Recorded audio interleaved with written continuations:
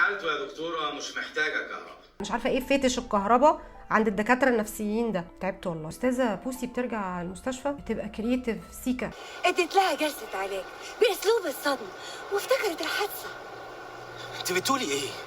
ايه اللي خلاكي تعملي كده؟ اسلوب الصدمه العلاجيه هو احسن اسلوب لعلاج الحالات اللي زي دي. دكتور محمود ايه يا فتحيه مالك؟ المريضه سلوى انتحرت وسايحه في دمها.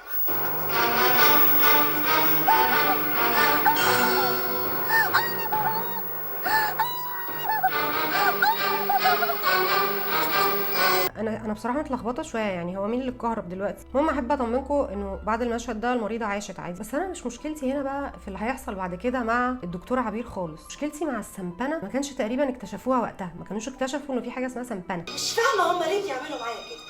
اذا كانوا عاوزين ينقلوني ويعتبروا ان ده عقاب اوكي، ينقلوني لمستشفى نفسي تاني، لكن ينقلوني لمستشفى ملهاش اي علاقه بالطب النفسي ده معناه انهم بيبعدوني خالص عن مجال الطب النفسي.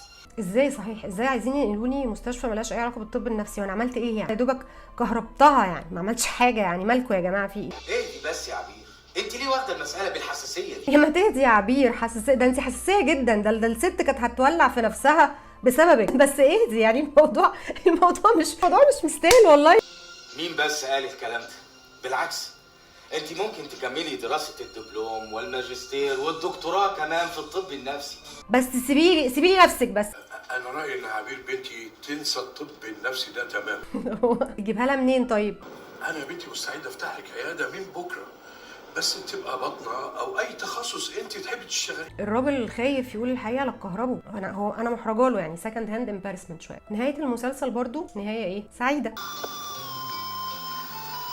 معرفش ليه يا حبيبتي، حاسس ان رحله حياتنا كلها كانت رحله قدريه.